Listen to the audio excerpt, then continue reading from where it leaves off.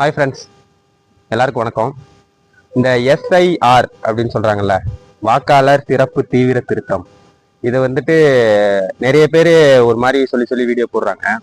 ஆக்சுவலாக இது உண்மையாகவே என்ன அப்படின்னா, ஒரு ஓட்டர் லிஸ்ட்டோட ஒரு கரெக்ஷன் தான்.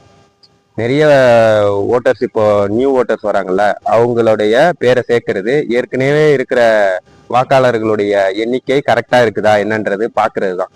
அது வந்து கொஞ்சம் முன்னாடியே அதை வெளியிட்டு இருந்தா ப்ரொசீஜர் கரெக்டா இருந்திருக்கும். பொறுமையா நிறுத்தி நிதானமா பார்த்துருக்கலாம். இவங்க இப்ப வந்துட்டு நவம்பர்ல அதை வெளியிட்டுட்டு அந்த தீவிர திருத்தம் பண்றேன் அப்படின்னு சொல்லிட்டு திரும்ப ஜனவரியிலேயே அதை லிஸ்ட் விடுறேன் அப்படின்றது இந்த குறுகிய காலகட்டத்துல எப்படி இத்தனை கோடி மக்களுடைய வாக்குரிமையை வழங்க போறாங்க அப்படின்றத ஒரே கேள்விக்குறியா இருக்கு.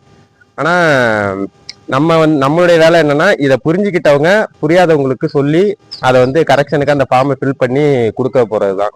நானுமே இன்னும் ஃபில் பண்ணல. இப்ப லீவ்ல ஏதாச்சும் ஊருக்கு போனோம்னா அது என்ன ப்ரொசீஜர் அப்படின்றத பார்த்து பண்ணணும். நீங்களும் வெளியூர்ல இருந்தீங்கன்னா ஒர்க்கிங் டேஸ்ல ஊருக்கு போகும்போது அந்த ஃபார்மை வாங்கி அது என்னன்ட்டு ஃபில்அப் பண்ணி கொடுத்தீங்கன்னா திரும்ப நம்மளுக்கு அந்த லிஸ்ட் வெளியிடும் போது நம்மளுடைய பேர் இருக்கா இல்லையான்றது தெரிஞ்சிடும். அதுக்கப்புறம் லிஸ்ட்ல பேர் இல்லைன்னா அதுக்கு என்ன ப்ரொசீஜர்ன்றது கவர்மெண்ட் தான் சொல்லணும்.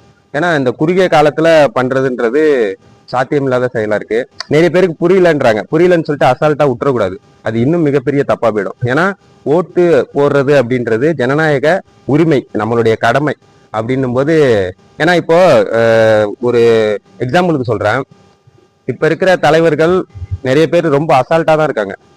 ஏன்னா ஒரு கேள்வி கேட்கறாங்க, பத்திரிகையாளர்கள் ஒரு கேள்வி கேட்கும்போது செஞ்சுட்டு இருக்கிறோம், இது நடவடிக்கை எடுக்கப்படும் அப்படின்ட்டு ஒரு சாதாரண ஒரு விஷயமா எடுத்துட்டு போயிட்டு இருக்கிறாங்க. முக்கியமான விஷயத்தை பத்தி கேட்டா கூட அதுக்கு ஒரு தெளிவான பதில் சொல்றது இல்ல.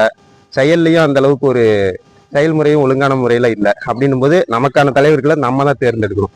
அப்போ இந்த ஓட்டுரிமைன்றது மிக முக்கியமா பார்க்கப்படுது. அதுல கொண்டு வந்து இப்படி குறுகிய காலத்துல தீவிர திருத்தம் பண்றேன் அப்படின்னு சொல்லிட்டு பண்றாங்க. அதையும் நம்ம வந்துட்டு எதிர்கொண்டுதான் ஆகணும். ஒரு பொதுமக்கள்ல ஒருத்தனா என்னுடைய கருத்து. நன்றி.